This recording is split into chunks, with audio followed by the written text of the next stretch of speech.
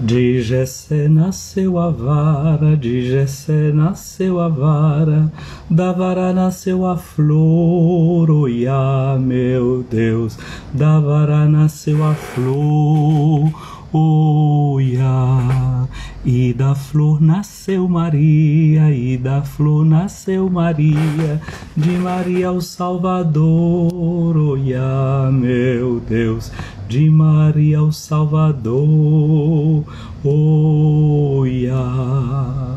Eu sei que não é Natal, ainda falta um pouco, né? Estamos aqui há 5 meses ainda do tempo do Natal, ainda para começar esse tempo santo do Advento. Nós temos mais ou menos aí um mês, mas já nos coloca em toda essa perspectiva. E hoje a igreja, nós estamos na 17ª semana do tempo comum, mas celebramos uma memória. Nós fizemos uma live na semana passada falando sobre a festa de Santa Maria Madalena. Se você quiser saber, né, como é que faz essa diferença entre fazer o que é uma memória facultativa, ou que seja uma festa ou uma solenidade na igreja, você vai ter que ir lá recuperar no perfil mima.costa.9. Lá a gente fez uma live sobre a festa de Santa Maria Madalena e você pode ter informações melhores sobre isso. Agora, hoje eu quero dizer que hoje a gente celebra essa memória dessa festa, não é festa, é memória. Pode ser que em alguma paróquia seja festa, porque é o padroeiro, mas para a igreja inteira é uma memória, mas uma memória particular, uma memória realmente muito forte, que toca na profundidade da fé da gente. A memória de São Joaquim e de Santa Ana, que são os pais de Maria Santíssima. Aí você pode me perguntar, mas qual é a passagem da Bíblia que está escrito que o pai de Nossa Senhora se chamava Joaquim e a mãe chamava-se Ana? De fato, na revelação, nos textos bíblicos, nós não temos esta informação. Essa informação nós temos de um outro tipo de escrito, que é considerado como um evangelho apócrifo, porque foi escrito a modo de evangelho, e nós chamamos de apócrifo. Apócrifo significa algo que está escondido, que está encoberto. É um tipo de literatura que quer, a pretensão dela é revelar alguma coisa que seja escondido da maioria, e que eles têm a pretensão de dizer que estão revelando. Existem informações que são úteis, e é o caso hoje, por exemplo, a gente celebrar essa festa no dia de hoje, dessa festa, entre aspas, né, a memória litúrgica de São Joaquim e de Santa Ana, como os pais de Maria Santíssima. E não temos esse dado dentro de nenhum livro bíblico, mas num texto antigo do segundo século, que se chama Proto-Evangelho de Tiago. Proto-Evangelho de Tiago. Aí fala muitas coisas da vida de Jesus. Porque o que acontece? Os primeiros escritos da revelação, os escritos bíblicos, aliás, o primeiro escrito do Novo Testamento que foi escrito de acordo com a crítica textual hoje é a carta de São Paulo aos Tessalonicenses. Esse é o texto mais antigo que nós temos do Novo Testamento. Foi essa carta de Paulo a essa comunidade que estava ali naquele afã, achando que Jesus já ia chegar amanhã, e tinha muita gente na comunidade que nem sequer queria trabalhar, porque dizia que não é, o Senhor vai voltar, para que a gente vai se preocupar com essas coisas? São Paulo vai escrever para explicar para eles o que é, qual é o sentido da espera da vinda do Senhor, e chamando-os à razão, não é, de continuar ativos na sua vida, esperando a vinda do Senhor. Depois vão surgindo outros textos, e o primeiro entre os evangelhos a ser escrito é o Evangelho de Marcos. E se você olha para o Evangelho de Marcos, é um evangelho que não dá uma palavra sobre a infância de Jesus, como é que ele nasce. O central no Evangelho de Marcos é proclamar esse mistério da morte e da ressurreição de Jesus, e tudo isso que vem contado antes é uma espécie de introdução até você chegar ao núcleo do Evangelho, que é contar a paixão, a morte e a ressurreição de Jesus. Na medida que os tempos vão passando, vão surgindo outras literaturas e vai se completando um pouco mais das informações. Vem o Evangelho de Mateus, que fala da genealogia de Jesus, o seu nascimento. Depois vem o Evangelho de Lucas, que dá também informações nesse sentido. E o Evangelho de São João não vai se interessar tanto, que é um evangelho que vai ser escrito 100 anos depois do nascimento de Jesus, e é um evangelho que vai lançar um olhar muito mais profundo, não mais para a história, para a origem humana de Jesus, mas para a sua origem divina. Vai olhar Jesus como o Verbo que se faz carne e vem habitar no meio de nós. E é sobre isso realmente que a festa de hoje quer dar uma mensagem. O Verbo que se fez carne entra na nossa história, assume a nossa história. E assume essa nossa história a partir de um casal, não é, que são os pais de Maria Santíssima. Isso é um fato. Maria deve ter tido um pai, ter tido uma mãe, e esses primeiros cristãos então buscam dar informação também sobre isso. O que é que está como a parte central, a parte forte dessa festa de hoje? Para mim, a gente olhar o seguinte: Deus adota uma família, Deus assume uma família e faz promessas a essa família para nos fazer filhos adotivos no final, através de Jesus. Então Deus entra na nossa história para depois por dentro transformar a nossa história. Tem um canto italiano que eu acho muito bonito, que eles cantam muito durante o tempo do Natal. Dio si è fatto come noi per farci come Lui. Vieni Gesù, resta con noi, resta con noi. Ou seja, Deus se fez como nós para fazermos como Ele. É um gesto que acontece em toda missa, que o padre faz. Ele pega o cálice na mão, derrama o vinho lá dentro, depois ele joga uma gotinha de água dentro do cálice. Pelo mistério dessa água e desse vinho, possamos participar da divindade daquele que assumiu a nossa humanidade. Então, hoje, a festa de hoje é a festa de algum modo, uma festa que toca esse mistério da encarnação, de Deus que assume a nossa humanidade através de um casal, Joaquim e Ana. De acordo com esse texto chamado Proto-Evangelho, Joaquim e Ana era um casal que tinha dificuldades, não teve filhos, dificuldades físicas, biológicas, não é, de ter um filho. E por conta disso, quando ele vai fazer uma oferta no templo, alguém diz para ele que a oferta dele era uma oferta indigna, porque se ele não estava tendo nem sequer um filho, ele era sinal de que ele não era abençoado por Deus. E ele fica muito entristecido e sai, vai fazer um período de retiro no deserto, e depois ele recebe o anúncio do anjo, e a sua mulher também, a Ana, de que eles vão ser mãe de uma menina, e eles botam o nome dessa menina Maria, porque ela é agraciada. Ele diz que quando Joaquim está voltando para Jerusalém, porque eles moravam naquela cidade, quando ele estava voltando para Jerusalém, perto da chamada Porta Formosa, ele se encontra com Ana e dão um grande beijo. Aliás, isso ainda é pintado, por exemplo, por um grande pintor que pintou a igreja de São Francisco, chamado Giotto, e que pinta em Pádua a chamada Capela do Scrovegni, e tem na Capela do Scrovegni justamente essa cena de São Joaquim dando um beijo em Santa Ana. Coisa bonita, coisa muito terna, não é? Porque o livro dos Cânticos, o amado fala: eu te beijarei com o beijo da minha boca. Porque no fundo, o beijo é esse sinal de uma transmissão de algo muito profundo, que está dentro de um, que passa também para o outro. É um encontro profundo, não é? De almas que se encontram, de corações que se doam. Então, nessa Porta Formosa. E aí, a tradição também mostra que Jesus, quando entra em Jerusalém, no domingo de Ramos, para entrar no processo da sua paixão, vai passar justamente por essa chamada Porta Formosa. Então, essa beleza do amor humano de Joaquim e de Ana, que depois se consuma no amor de Jesus por cada um de nós, porque a maior prova de amor, na verdade, não é somente dar um beijo. Ao contrário, até Judas, quando beija Jesus, dá um beijo de traição. Mas o beijo pode ser sempre uma expressão do amor. Os cristãos tinham sempre o chamado ósculo da paz, o beijo da paz, que fazia parte dentro das comunidades, que hoje está traduzido no nosso chamado rito da paz, que infelizmente com esse tempo de pandemia está suspenso nas nossas celebrações. São Paulo diz em muitas cartas, né? Saudai-vos com o ósculo, com o beijo da paz. E então Jesus, não é que dá, passando pela porta formosa, depois dá para nós, entrando por ali, a maior prova de amor, que é aquela de dar a vida pelos irmãos, pelas irmãs.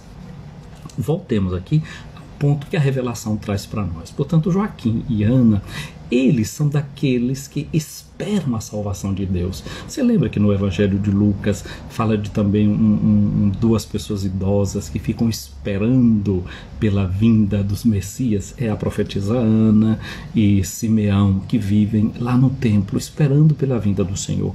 Muitos eram esses devotos que são chamados pela tradição de os Anauim de Javé, os pobres de Javé, aqueles que ficam esperando pela salvação de Deus, como terra seca que fica esperando pela chuva, rezando, implorando a vinda do Senhor. Seguramente assim são Joaquim e Ana, esses que esperam pela vinda do Senhor. O texto que a liturgia nos oferece para falar dessa festa de hoje é o livro do Eclesiástico, no capítulo 44, versículo 1, depois os versículos de 10 a 15. Porque Joaquim e Ana são os avós de Jesus. Então, olha o que diz o texto. Vamos fazer o elogio dos homens famosos. Fazer o elogio.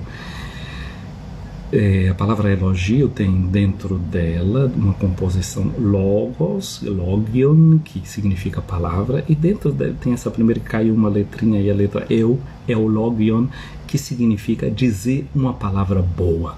Então, olhar para as pessoas que são do nosso passado e ter para os nossos antepassados, através das gerações, como diz aqui o texto, palavras boas, elogiosas.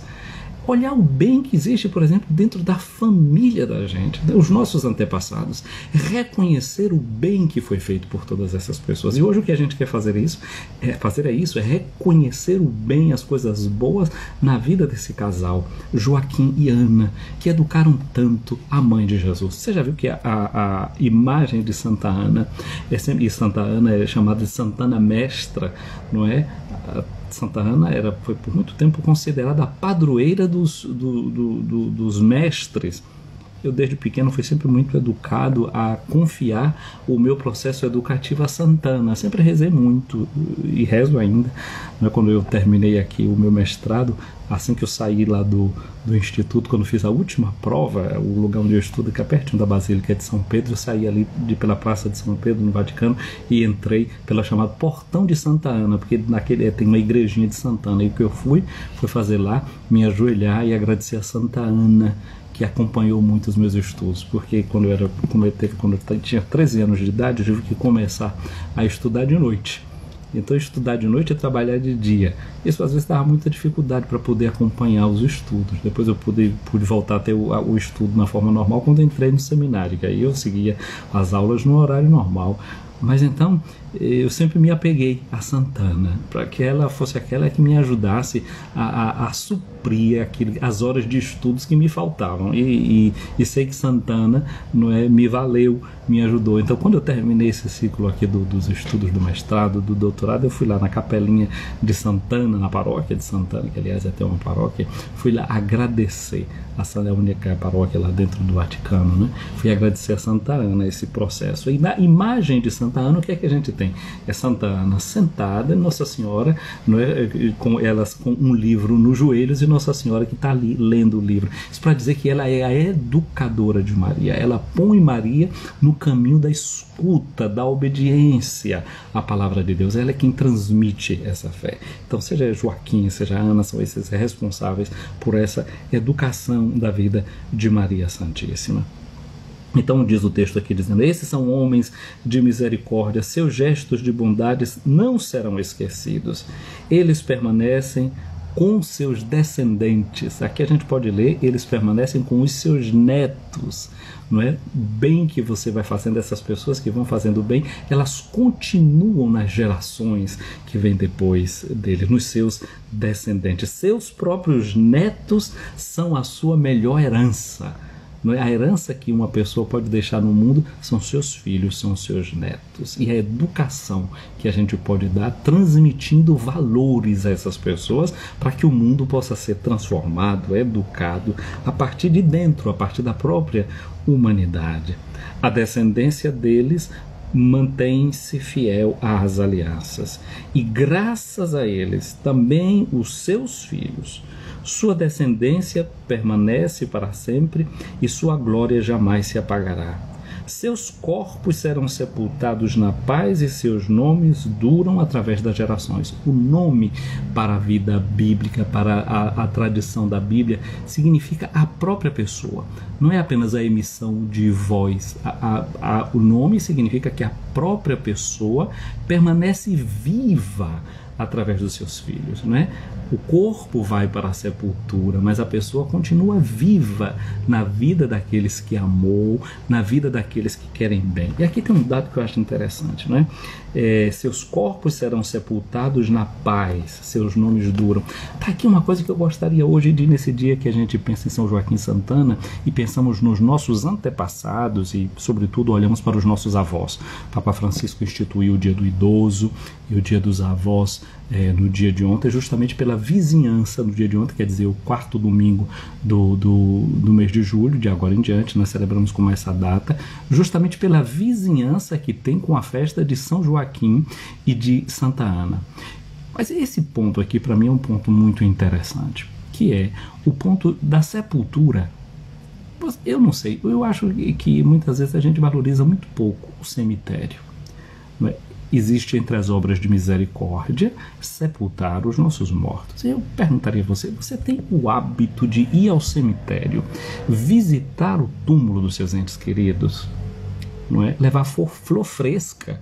Não é você acabar aquelas flores de plástico que depois do tempo fica lá enchendo de poeira. Não, você vai lá, você acende uma vela no túmulo de seu avô, de sua avó, de seus pais. Com que frequência você vai ao cemitério visitar o túmulo dos seus? Você vai ali rezar e agradecer a Deus por aquele de quem você recebeu a vida. Essa é alguma coisa que a gente deveria fazer com muita frequência.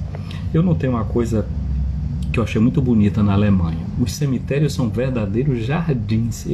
Se eu hoje tivesse o tempo de até em alguns, eu gostaria de estar fazendo essa live de dentro de um cemitério, porque há muitos cemitérios também aqui na Itália que são verdadeiros jardins. São aquilo que a gente diz na língua portuguesa, é um campo santo.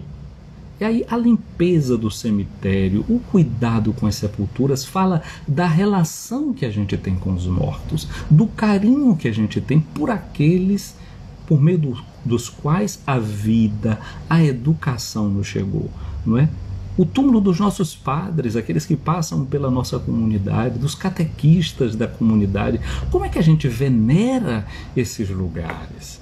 Mas aí eu me lembro da mãe de Santo Agostinho, que tinha uma vontade muito grande de ser sepultada na África, na cidade de Tagaste, ao lado do túmulo do marido dela, que se chamava Patrício. Esse era o grande sonho e o grande desejo dela.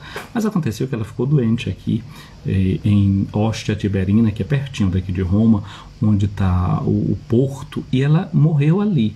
E quando ela sentiu a doença se aproximando, um dia ela disse para Agostinho e para Navígio, disse, olha, quero dizer uma coisa para vocês, esse meu corpo, vocês podem sepultar em qualquer lugar.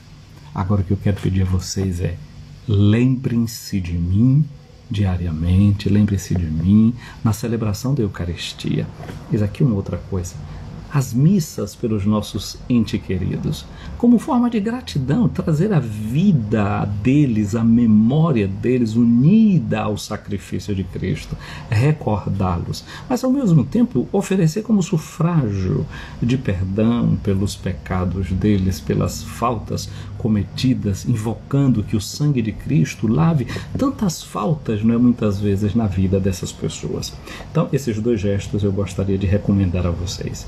essa obra de misericórdia que é cuidar, já estão sepultados, mas cuidar bem da sepultura dos nossos entes queridos. Se a gente pode colocar uma lápide, se a gente pode zelar com flores, esse zelo pelos mortos indica o amor também pela vida. Quem não sabe cultuar os seus mortos não sabe também valorizar a vida. Ah, tudo acabou, morreu, acabou. Não, não é assim não. Aqueles laços permanecem espiritualmente. Muita gratidão a gente precisa ter por aqueles que se foram. Essa é uma primeira coisa. Outra é o vínculo espiritual, a oração por aqueles que já se foram, né? Oração de ação de graças e oração também, invocação de um pedido de perdão. Mas outra coisa que eu notava na Alemanha, quando eu estava lá, que eu fui em alguns cemitérios, e a parte do judia dos cemitérios, ou em cemitérios judeus, uma coisa que era interessante é que eles não colocavam tanto flores, eles colocavam em cima do túmulo pedras, não é?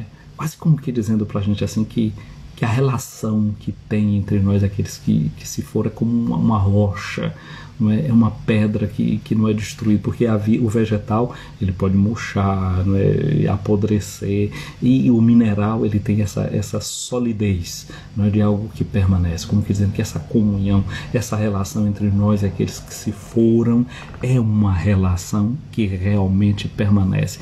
E aí eu me lembro do livro do Apocalipse, no capítulo 2, versículo 12, que diz que aqueles que perseverarem, o vivente, o ressuscitado, vai dar o maná e vai dar uma pedrinha branca, na qual vai ter o nome novo de cada pessoa.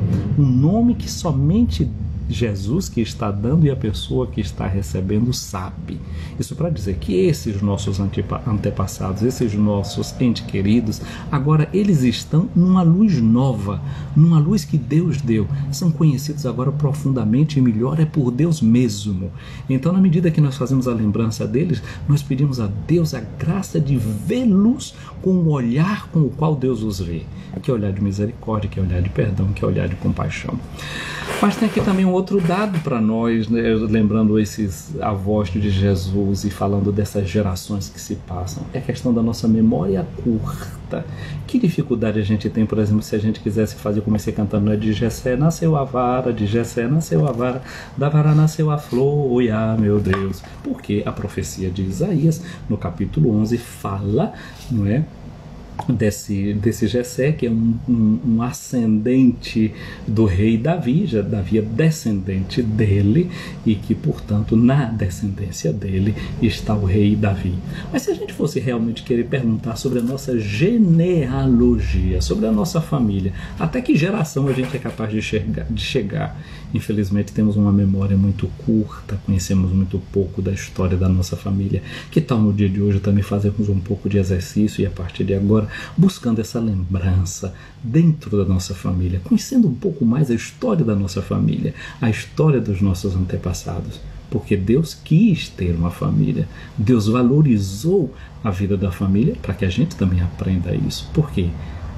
Deus entra numa família humana para poder nos adotar com a vida divina, assume a nossa vida para nos dar aquela vida que é dele.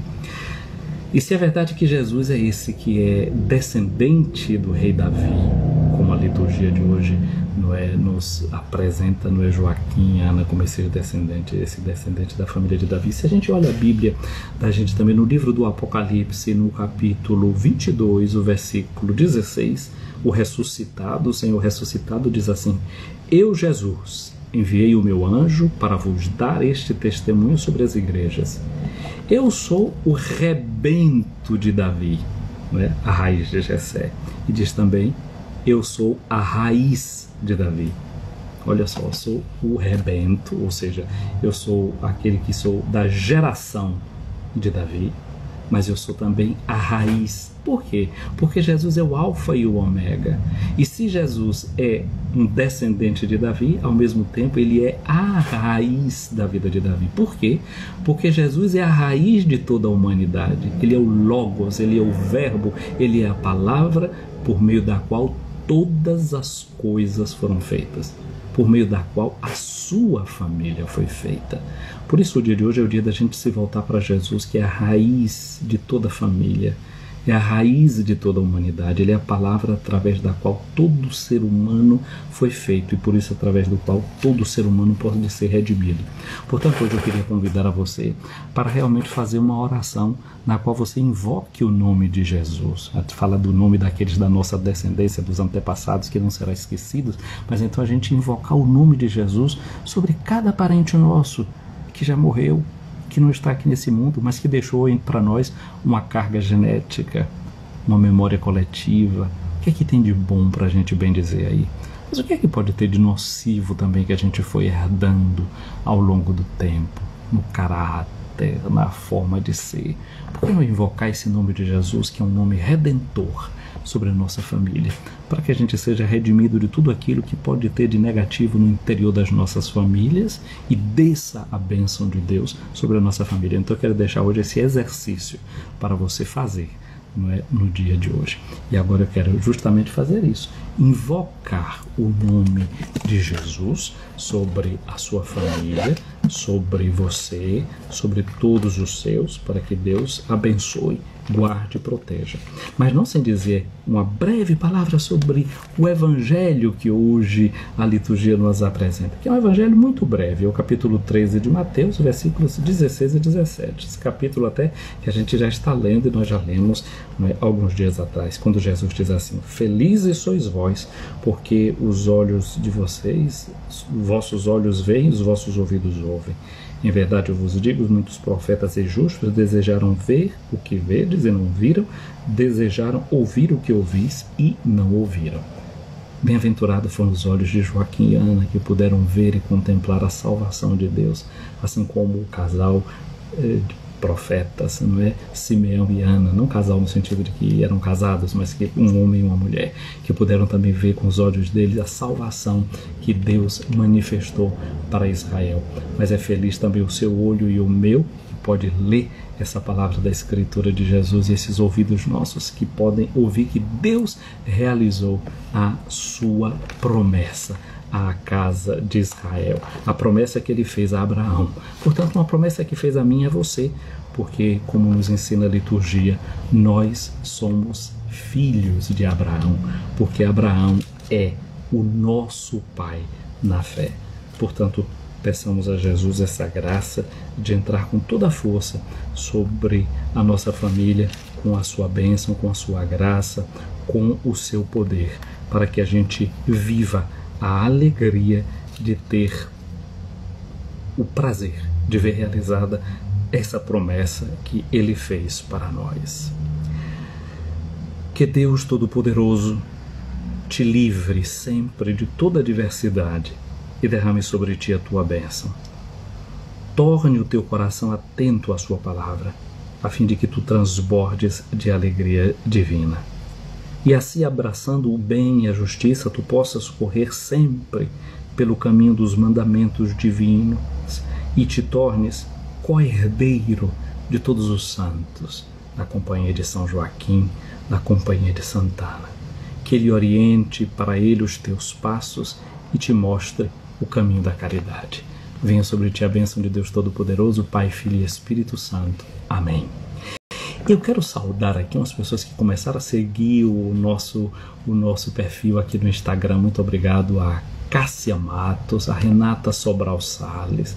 Quero fazer também chegar o meu abraço a Lúcia Dias Santos, a Rosimari Lisboa, Edna Nascimento, Eremita Oliveira dos Santos, Elza Silva e Arte com Flores e Isa Ferreira Silva, não é, que passaram a seguir o nosso perfil, e também Ailton Santos.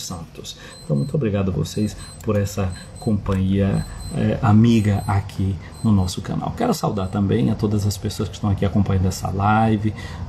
Agora vocês sabem que começa sempre o meu sofrimento, não é?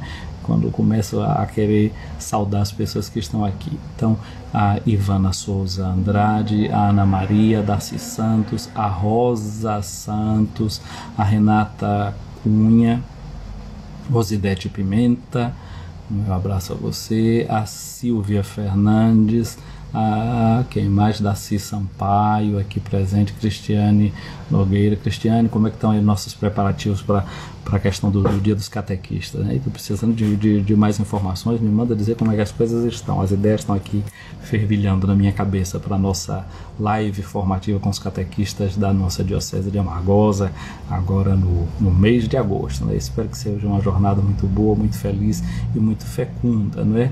Para Lordelo Carvalho aqui, um abraço para Anne Peri, Padre Edson aqui presente também. Dilma Aparecida, ela diz que tem o hábito, sim, o hábito de visitar o túmulo, no dos seus queridos. Muito bem, esse é um hábito que a gente deve realmente desenvolver, não é? E eu digo sempre, o nosso túmulo é uma forma concreta de mostrar a nossa fé na vida eterna, porque a fé não é coisa só de teoria, coisa que a gente tem na cabeça, não. A fé passa pela boca, passa pelo estômago, passa por ritos. Por exemplo, celebramos a festa de São João. Como é que a gente celebra? Comendo milho, comendo amendoim, chupando laranja, comendo canjica, etc., não é? Tomando licor. Ou seja, a fé está ligada também com a culinária. Está com uma fogueira que você põe de frente da porta, aquilo que você vê, o calor que você sente no corpo, o balão que você vê subindo. Então tudo isso, não é? Que toca na vida da gente, não é? A Sexta-feira da Paixão ninguém celebra comendo carne, celebra renunciando à carne, comendo peixe. Mas quer dizer, a fé entra pela boca, pelo estômago, pelo nariz, se torna cultura. Por isso a arte culinária faz parte de uma cultura, não é, que é desenvolvida também. Então, nesse sentido, o túmulo é um capítulo da vida da gente que prova se realmente a gente tem fé na ressurreição. Saber que aquele corpo que está ali enterrado, que vai virando poeira, um dia o Pai vai ressuscitar, vai fazer aquele corpo experimentar de novo a vida divina. Aquele corpo será transformado. Esse corpo, por isso que Jesus, quando aparece, mostra as feridas para os discípulos, porque é naquele corpo que ele ressuscitou. O corpo no qual ele sofreu a paixão é o corpo no qual ele experimenta a ressurreição e o seu corpo se torna glorificado. Portanto, aquele túmulo que eu lá vou visitar do meu avô, da minha avó, aquele nome que permanece para sempre, aquela pessoa que permanece para sempre, cuja relação tem comigo e cuja vida foi passada para mim. Isso é muito sério, temos que ver bem isso. Aqui tem o Will Oliveira, ou Will, agora eu preciso saber qual era o texto, né? Porque na hora que eu vou falando aqui, eu não sei. Depois você bota ali no comentário e me diz de que texto é que você estava querendo pedir a citação, viu? Depois que eu salvar aqui o vídeo, você me diz, faz um comentário, deixa ali e eu escrevo para você depois. Shirley Sena, um abraço para você. Dilma Aparecida, já falei. Jaci Félix, uma abençoada semana para você também. O Padre Juarez, Rita Lombardi, Feodor Sena, Ivone, um abraço para você também. Ivone Souza, Tereza Barras, Leli Francine, Dalva, um abraço para você. Quem mais? Vamos, Geralda Lima, Dayara Souza, Leo Passo, Silvia Fernanda, né? Silvia Fernanda lembrando aquele passo do ofício da Imaculada Conceição, né? No ventre ditoso de Ana concebida, né? Como a gente reza no ofício da Imaculada Conceição. Um abraço para Lúcia Dias Santos, um abraço para Everilda Menezes, não é? Diz que Senhora Santana é padroeira da sua terra natal, não é? Que é Campo Grande, no Rio Grande do Norte. Lilia, um abraço para você, para Pedro Miguel, para Mari Santos, um abraço para Dilma Sandes, para Guloseimas, para quem mais? Bia Cláudia, para Mima, não é? Mima também é padroeira, Santana é padroeira da cidade dela, não é? Aratuípe. E o pai está aniversariando hoje, seu Antônio, parabéns para ele. Uma outra nota, né? Por que a gente tem muita igreja de Santana, paróquia de Santana e sem ligar com São Joaquim? É porque a festa era celebrada separada. Até antes da reforma litúrgica, a festa de 1969, né, que depois entra no missal de Paulo VI, de 62, a festa de São Joaquim era celebrada num período. Primeiro ela era celebrada no mês de março, depois foi transferida ainda para o mês de agosto. Há quem diga que o Dia dos Pais no Brasil é celebrado em agosto, justamente pela vizinhança que tinha da festa de São Joaquim, se eu não me engano era 16 ou 17 de agosto no calendário antigo, e aí por conta dessa vizinhança se celebrava ali o Dia dos Pais nessa data. data. Não garanto muito pela informação se é tão precisa assim desse jeito. E então por isso a gente tem essas separados, a festa de São Joaquim e de Santana antigamente, né? Temos uma paróquia de São Joaquim que nem sempre tem a ver com Santana. Em Salvador a gente tem a famosa feira de São Joaquim, não a feira de São Joaquim, e de Santana tem a paróquia de Santana, mas não a paróquia de São Joaquim Santana. Depois da reforma litúrgica, a celebração passa a ser junta. Nós somos bem-aventurados, né? Que Deus uniu, ninguém separe. E aí é uma forma boa da gente estar relembrando e reafirmando esse valor da vida da família a partir desse casal dos que são os avós de nosso Senhor Jesus Cristo. Um abraço aqui para a Odaléia, estou vendo aqui chegando, para Maria das Neves também, foi chegando aqui. Cristiane Nogueira disse aqui certo por aquela provocação. É Daci, minha mãe, graças a Deus, está se refazendo, retomando. Vocês viram aí, fez algumas postagens, não teve até samba lá em casa. E ela tomando, quando não pode sambar, bate a bengala, acompanha como se pode. Muito bem. Alguém pergunta aqui quando o corpo é cremado. Bom, eu não sei como é que é essa prática no Brasil, confesso que eu não sei, mas pelo menos a minha experiência na Alemanha e aqui na Itália, quando existe a cremação, as cinzas são sempre levadas para o cemitério. Ao menos na Alemanha, todas as vezes que eu fui fazer funeral de gente que tinha sido cremado, as cinzas eram levadas para o cemitério. Tem um lóculo no cemitério com uma inscrição, a mesma forma, não é? Não muda nada. Ali está sempre os restos de alguém nosso, não é? O livro do Apocalipse tem uma coisa interessante que diz assim, que até o mar vai devolver aqueles corpos, não é, que ele tragou um dia e que a gente não sabe onde é que foi parar. Então a terra vai dar conta de todos os corpos que de alguma forma se foram, ou se alguém que morre numa explosão de um avião, de um carro, que se incinera, não é? Isso não é um limite ao poder de Deus, que depois reconstitui, não é, a pessoa. Se por um acaso ou a pessoa é cremada, suponho que a legislação brasileira preveja também que o corpo seja guardado num lóculo. É muito interessante essa dimensão pública também, não é, que essa relação meio morbosa, meio doentia de gente que possa querer estar levando as cinzas do seu ente querido. Não é essa. A relação com o corpo do defunto, do nosso ente querido, é uma relação que é também pública, como pública é a nossa fé. Como um enterro é um ato público de fé. É lamentável que muitas vezes nas nossas cidades a gente já não possa mais fazer os enterros assim longos, cantados, rezados, porque é um último gesto de público da nossa fé na ressurreição dos mortos. Tudo isso é um composto, né? Os funerais celebrados, as missas que se celebra depois, tudo isso é um grito, é uma proclamação viva que a gente crê na ressurreição dos mortos e nessa relação nossa com aqueles que se foram. De modo que o fato de o corpo ser cremado não impede nada disso. Agora, uma coisa que deveria, a igreja não é que não permita isso, o que deveria ser muitas vezes pensado o que é que significa o fato de cremar um corpo. Não é? Porque a gente pode saber que às vezes em cidades que vão crescendo muito, então até a própria questão dos cemitérios é um fator difícil para ser gerido publicamente, não é?